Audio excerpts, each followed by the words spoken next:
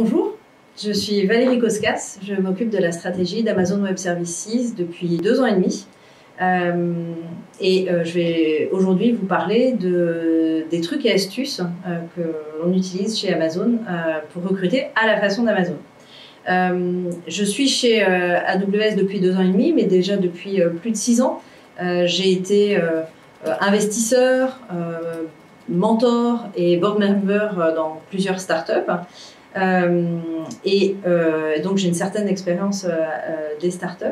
Et par ailleurs, je suis chez AWS depuis 2 ans et demi.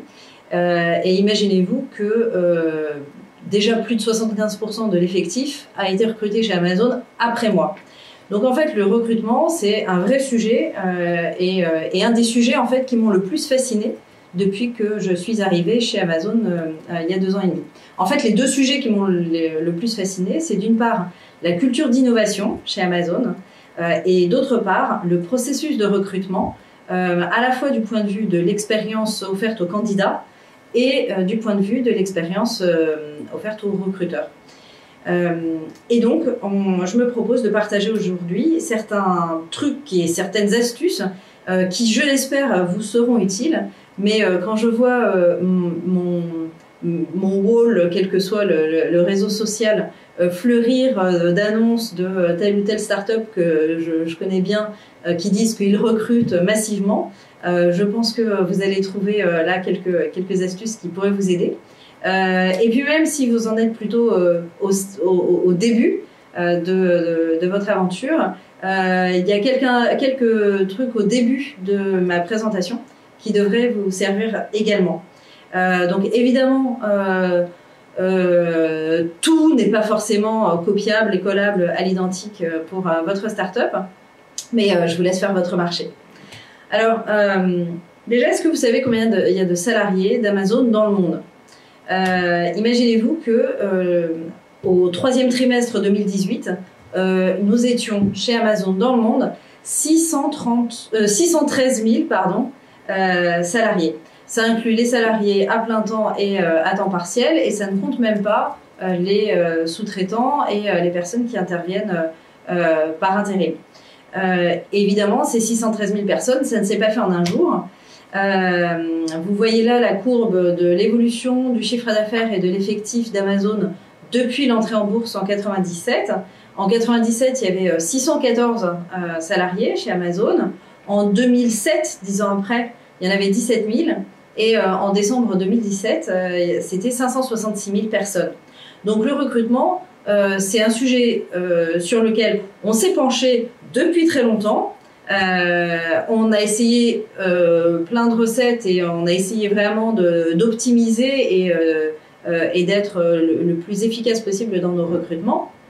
Et non seulement on s'est penché sur ce sujet depuis très longtemps, mais en plus on continue à s'y pencher tous les jours. 97, c'est aujourd'hui le nombre de postes ouverts chez AWS en France aujourd'hui. Enfin, pas tout à fait aujourd'hui, mais le 9 décembre dernier, je crois qu'on est le 12, donc très récemment. Donc vraiment, le recrutement, c'est un sujet qui est sérieux pour nous et sur lequel on ne lâche rien. C'est-à-dire que même quand on a des équipes qui sont en tension parce qu'elles ont besoin de recruter du monde, on est très exigeant sur nos critères de recrutement et on ne lâche rien. On préfère attendre un peu plus longtemps et ne pas se tromper dans les recrutements que nous faisons. Parmi les recettes qu'on applique chez Amazon, la première, c'est de savoir exactement quelle est la vision, la culture de l'entreprise pour laquelle on travaille. Et c'est vraiment le premier sujet et là applicable à tous, quelle que soit la taille de votre start-up, quel que soit votre stade de développement. L'idée, c'est vraiment d'être très clair sur la vision que vous avez et votre culture d'entreprise. Alors, vous voyez là Zara et Chanel, parce que si finalement, sortons de l'industrie du cloud. Imaginons donc ces 2 entreprises, Zara, Chanel. Zara cherche à répondre, voire à anticiper des besoins changeants de ses clients. et donc cherche à créer une forte intimité avec ses clients pour bien les comprendre et pour bien être à l'écoute des tendances et des feedbacks de ses clients. Et d'un autre côté, on a Chanel qui dit que son but n'est pas de faire du chiffre d'affaires, mais de faire vivre et de développer sa marque. Chanel, c'est les équipes qui travaillent chez Chanel travaillent énormément en équipe, et en fait chaque individu s'efface derrière la marque. Ça demande beaucoup d'humilité, et chez Chanel on a tendance à dire que les modes passent et que le style demeure. Donc pour une personne qui a envie de travailler dans la mode ou le luxe ou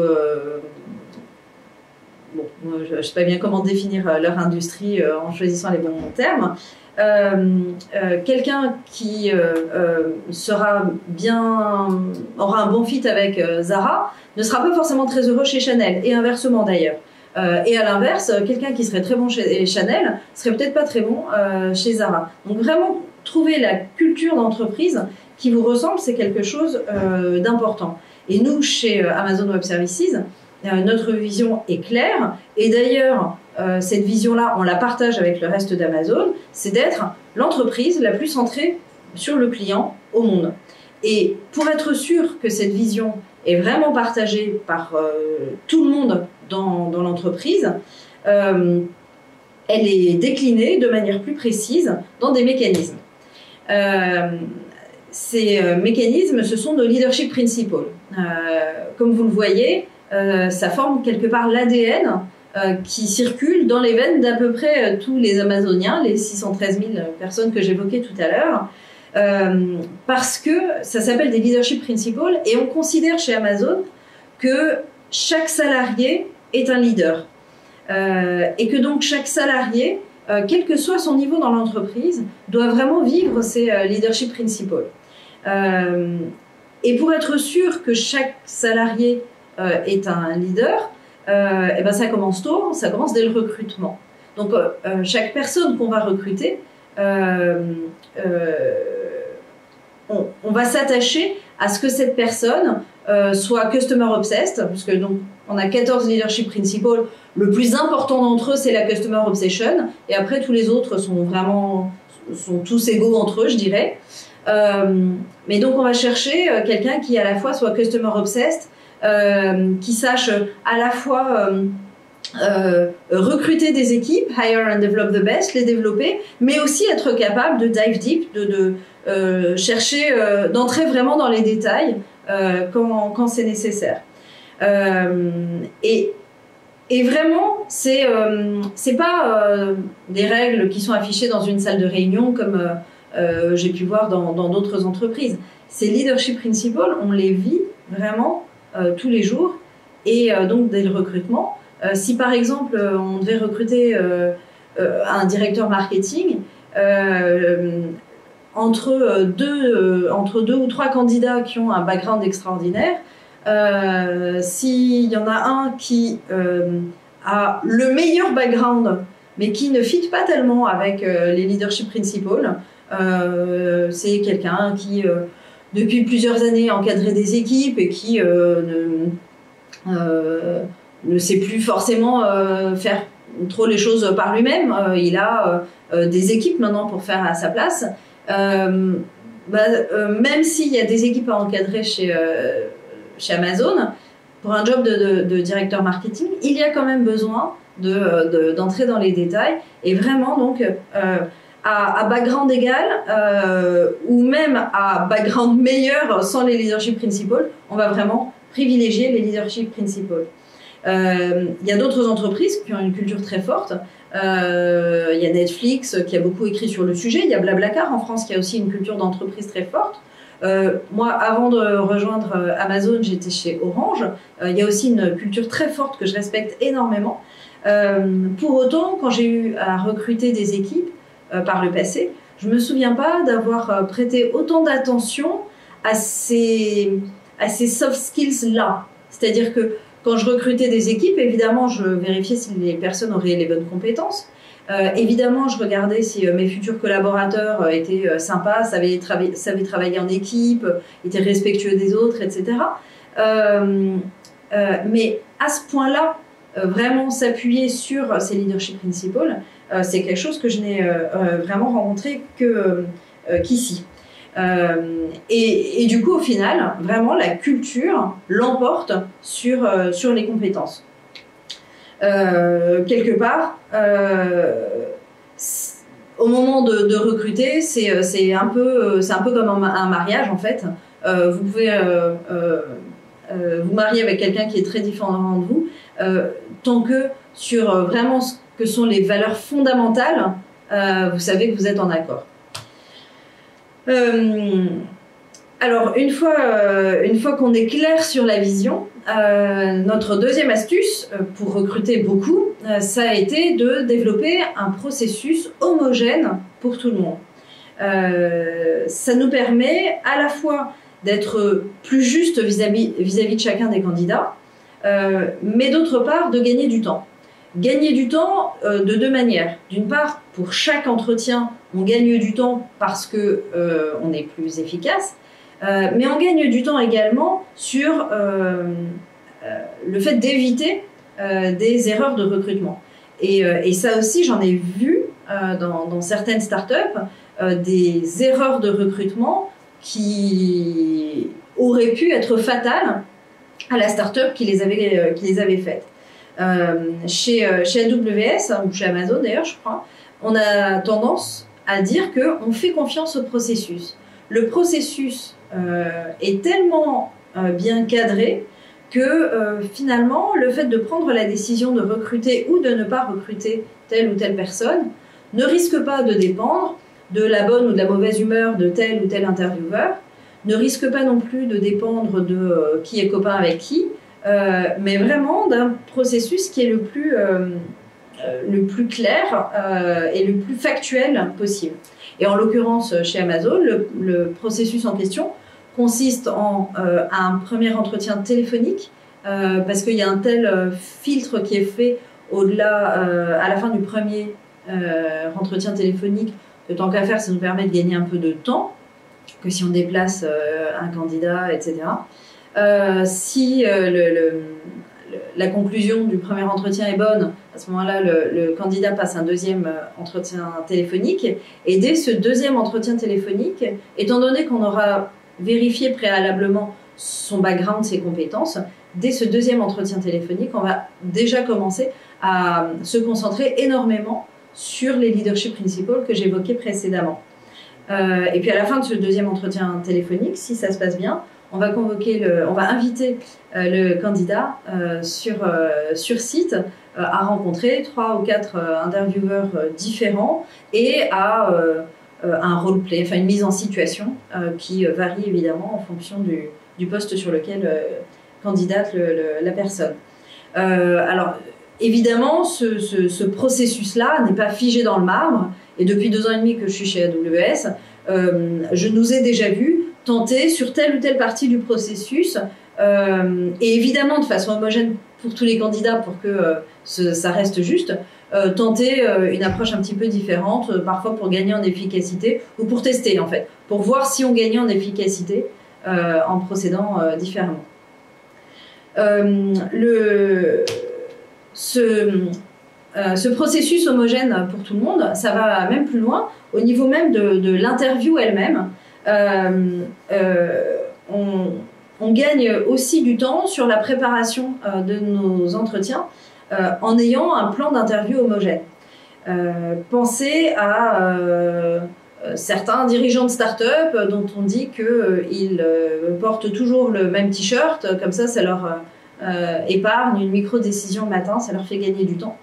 Et ben nous, on gagne justement du temps sur la préparation des entretiens en ayant un guide d'entretien à peu près homogène. Et puis on gagne également sur l'onboarding des nouveaux arrivants. Donc comme je le disais précédemment, on recrute énormément. Donc chaque nouvelle personne qui arrive chez AWS rapidement, au bout de quelques mois, va participer à l'effort de recrutement. Ça se fait pas tout de suite, il faut quand même quelques mois pour que la personne ait vraiment pris toute la mesure de cette culture Amazon. Mais une fois que, voilà, que la personne est là, depuis quelques mois donc, on va avoir un processus très cadré lui aussi, où le nouvel arrivant va être formé à faire passer des entretiens et puis va participer à certains entretiens en shadow, donc en spectateur en fait, et puis il va ensuite être lui-même acteur, mais avoir quelqu'un derrière lui pour s'assurer qu'il fait bien les choses comme il faut. Et puis ensuite va être lâché dans la nature et va pouvoir faire passer ses entretiens tout seul. Le fait d'avoir un guide d'entretien un peu cadré permet justement de limiter les risques avec tous ces nouveaux arrivants qui font passer des entretiens pour la première fois. Troisième astuce de recrutement, c'est le fait de passer à l'échelle au-delà du CEO. J'ai connu des startups dont un enjeu primordial était d'être capable de recruter des centaines de personnes très rapidement, en 2 mois. Il est bien évident que dans ces cas-là, le CEO ne peut pas participer à tous les entretiens. Non seulement il ne peut pas participer à tous les entretiens, mais même au process de recrutement d'un seul candidat, il ne peut pas non plus avoir vu tous les candidats. Et donc, contrairement à l'image que j'ai choisie, en fait, mais sciemment, l'idée c'est de permettre au CEO de ne plus être dans chaque loupe, donc en s'appuyant sur toutes les ressources de l'entreprise qui vont pouvoir participer à cet effort de recrutement, en ayant confiance dans la capacité de ces équipes à savoir faire passer les entretiens, parce qu'ils s'attachent à la vision, au principe de leadership, sans pour autant être des clones du CEO. Ça permet finalement d'assurer une vraie diversité des profils que nous recrutons, en étant pourtant bien attachés aux principes fondamentaux, au leadership principle d'AWS. Et finalement, tout ce que j'ai décrit précédemment consistait à pouvoir limiter les risques, décentraliser la tenue des entretiens et justement, on a encore ajouté 2 garanties pour s'assurer que tous ces entretiens pouvaient être décentralisés en limitant les risques. La première de ces garanties, c'est le principe du bar raiser. Alors le bar raiser, et je suis désolée, j'ai pas de traduction en français. Le bar raiser, c'est un des intervieweurs qui va être garant que on n'abaisse pas la barre, on n'abaisse pas nos critères d'exigence par rapport au leadership principle.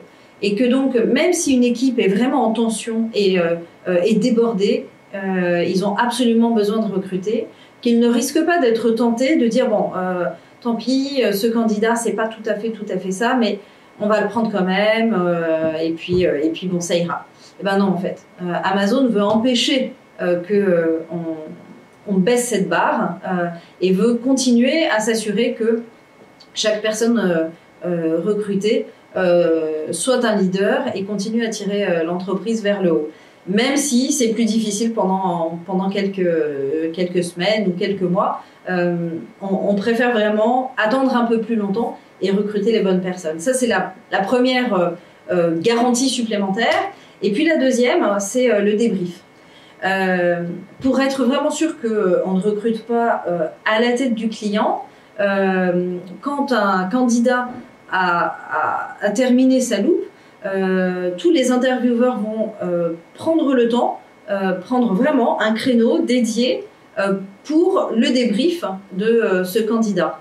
Alors en général ça se fait par téléphone, mais en tout cas le temps est vraiment un temps privilégié où tout le monde va va débattre du candidat. Alors débattre parce qu'il est très rare que tout le monde soit unanime sur un candidat. Ça arrive, mais c'est quand même assez rare. Et pendant ce débat, on va demander à chaque intervieweur si il souhaite recruter, il est favorable au recrutement du candidat ou il est défavorable. La troisième case, maybe, n'existe pas. C'est oui ou c'est non. Et donc chacun va débattre et à la fin, soit on arrive à convaincre les autres de sa position, soit on arrive à être convaincu, soit si vraiment le débat est trop fort et qu'on ne trouve pas d'accord, eh ben on préfère dire non et peut-être laisser passer un candidat formidable, mais on a coutume de dire que quand il n'y a pas de doute, non, à l'inverse, pardon, quand il y a un doute, à la fin, c'est qu'il n'y a pas de doute. Quatrième astuce de recrutement, les questions. Vous l'avez peut-être vu tout à l'heure quand j'ai affiché les leadership principles. Un de ces principes, c'est le learn and be curious. C'est très important pour nous de continuer à recruter des gens qui sont curieux. Dans le process de recrutement, on laisse toujours de la place aux candidats pour qu'ils puissent poser des questions. Et c'est vraiment important, et c'est important pour vous également. À un moment, tout à l'heure, j'utilisais l'image du mariage. Vous testez un candidat, mais le candidat vous teste aussi. Il a besoin de savoir là où il met les pieds. Et c'est important qu'il ait des questions. Et quelque part, c'est presque même inquiétant si le candidat n'a pas de questions. Ou alors s'il fabrique une question, il improvise une question de dernière minute qui n'a pas été réfléchie. C'est qu'il ne s'est pas suffisamment projeté dans l'entreprise en question. Et ça, nous, on estime que c'est un peu inquiétant. Donc, on laisse bien 20% du temps d'interview au candidat pour lui-même poser des questions auxquelles, évidemment, on sera ravis de répondre. La dernière astuce de recrutement, c'est d'être vraiment responsable de ces recrutements. Alors, je sais que je vous ai parlé depuis tout à l'heure du fait de libérer le CEO de toutes les tâches de recrutement, mais évidemment, l'idée n'est pas de tout outsourcer. L'idée, c'est vraiment que l'ensemble de l'entreprise se sente responsable de ces recrutements. Et tout à l'heure, je vous parlais de tous les nouveaux arrivants chez AWS qui, après quelques mois, participent à l'effort de recrutement. En fait, ils y participent même à 2 titres, parce qu'on estime que, évidemment, les salariés d'Amazon sont les mieux placés pour comprendre la culture et savoir si telle ou telle personne de leur entourage ira bien avec cette culture d'entreprise. Et donc, on encourage énormément chaque salarié d'Amazon à référer, recommander des gens de son entourage pour les postes ouverts. Et on accompagne cette invitation de primes substantielles, franchement non négligeables, parce que c'est vraiment important pour nous de, quelque part, si le filtre est très bien fait au départ, si les salariés nous recommandent des gens dont ils pensent qu'ils vont bien fitter avec l'entreprise, ben c'est tout ce temps-là qu'on gagne par la suite. En termes de trucs et astuces, c'est tout, mais je vous ai ajouté un bonus, parce que c'est une question qui revient souvent, et les startups nous demandent souvent comment recruter un bon CTO. Alors, du coup, j'ai fait le tour de la crème, c'est-à-dire des solution architectes d'AWS, et je leur ai demandé quelles étaient leurs recommandations. Leur première recommandation, c'est d'abord de prendre du recul et de réfléchir à est-ce que vous avez vraiment besoin d'un CTO en fonction de votre stade de développement? Est-ce que vous avez besoin d'un CTO ou de développeurs talentueux ou peut-être d'un CTO à temps partiel qui va encadrer quelques développeurs ou une équipe qui est quelque part en offshore? Peut-être que vous avez juste besoin d'un freelance ou d'un startup studio qui va travailler avec vous juste quelques semaines ou quelques mois, le temps que vous ayez un prototype et que vous leviez des fonds. Quoi qu'il en soit, posez-vous vraiment la question, est-ce que c'est un CTO dont j'ai besoin à ce stade? Deuxième question, remarquez qu'un CTO de start-up n'est pas un CTO d'entreprise. et que vous pouvez éventuellement avoir dans votre entourage quelqu'un qui est très reconnu dans une grande entreprise, qui peut être directeur technique ou avoir un poste à responsabilité dans la direction technique d'une grande entreprise, mais cette personne-là, a priori, passe la majeure partie de son temps à gérer des équipes, voire à gérer des syndicats, à gérer peut-être de la politique interne, mais vous aurez vraiment besoin de vous assurer que cette personne est vraiment hands-on, comme on dit, que cette personne est capable de mettre les mains dans le cambouis. Troisième astuce et troisième question en fait qu'on nous pose pas mal, c'est comment valider le background technique de quelqu'un, surtout quand soi-même on n'est pas technique. Alors déjà il y a des choses faciles. Votre start-up, vous allez vouloir forcément, et ça c'est un conseil de Marc Andreessen, le plus grand VC au monde, c'est une start-up, vous voulez la démarrer sur le cloud. Donc vous allez avoir besoin que vos équipes techniques soient compétentes en cloud. Ça vous permet de gagner énormément de temps en time to market, en investissement également, etc. Et pour ça, ce qui tombe bien, c'est qu'il y a des certifications. Quelqu'un qui s'y connaît en AWS, il peut avoir passé ces certifications. C'est comme un diplôme, vous pouvez les demander, il peut vous les montrer. Donc ça, c'est un critère objectif facile. Après, si dans votre entourage, il y a des gens un peu plus techniques, vous pouvez mettre en situation les candidats techniques que vous avez et du coup les faire tester par d'autres personnes. Et puis sinon, en fait, ce sur quoi nos solution architects ont le plus insisté, c'est évidemment la recommandation, le réseau. Demandez autour de vous. Shayan Sanyal, vous décrivez précédemment les interventions de nos solution architects aux côtés des startups, qui sont vraiment là pour les aider sur leur architecture, etc. Mais un nombre incalculable de fois, ils interviennent aussi pour donner un avis, quand on le leur demande, sur tel ou tel type de candidat ou de background. Dernière astuce, votre CTO ou votre équipe technique, vous avez eu tellement de mal à la trouver que gardez-la. Et donc pour la garder, cultivez-la en fait, aidez-la à se développer. Vos équipes techniques, il faut que vous leur... Même si elles vont être débordées, évidemment qu'elles vont être débordées. Et pourtant, c'est très important de continuer à leur libérer un peu de temps pour qu'ils puissent se former, continuer à être up-to-date sur toutes les dernières technologies, pour participer à des événements, à des meet-up, etc. Et éventuellement même participer à des projets open source. Donc finalement, si on prend du recul sur les astuces de recrutement à la Amazon, premièrement, soyez bien clair sur la vision de votre entreprise.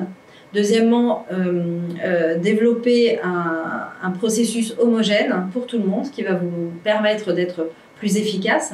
Troisièmement, passez à l'échelle et sachez décentraliser les recrutements. Quatrièmement, assurez-vous que vous recrutez des gens qui sont curieux. Et cinquièmement, responsabilisez l'ensemble de l'entreprise sur ces recrutements. Je vous remercie. On a coutume de dire chez AWS que même si on est une grosse start-up, dans grosse start-up, il y a start-up. It's always day one. Et on continue à fonctionner comme une start-up. Gardez cet esprit vous aussi. Si vous avez des questions ou des feedbacks, n'hésitez pas. Vous avez mon adresse mail. N'hésitez pas à m'écrire. Merci. Au revoir.